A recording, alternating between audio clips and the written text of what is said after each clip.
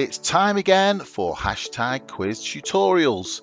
This time we're going to take you through the Hive. So first things first, you're logged into the hq.fm dashboard and look down the left hand side.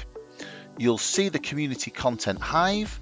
Now the premise of this community Hive is that every subscriber that's within the system who writes quizzes into the system, when they click publish, all of that information, as long as they're willing to share it, comes into the Hive. So it's a collection of all these people's quizzes for you to be able to choose from. Now, the one thing that you should notice at the top, there's a search function, which makes life a lot more easier. So if we take out some of the information, say for instance, we're looking at running a movies quiz and it's just about movies, we might search the word movie and that'll bring up all the different specific movie quizzes that are in the system.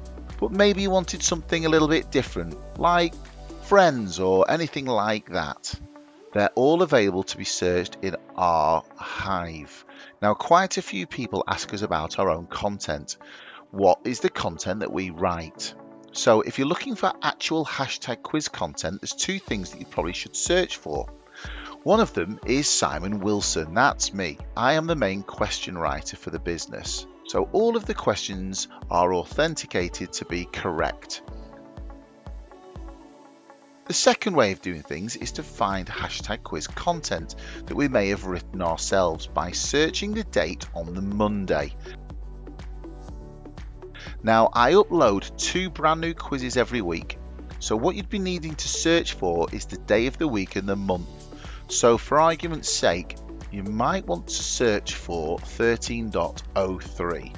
You'll find 2 quizzes that I've written for that week, and you'll notice that the publisher will be me as well. That's how I categorize things for ourselves, and obviously now that you've got the information, you also know with the Hive there are 2 ways to do things.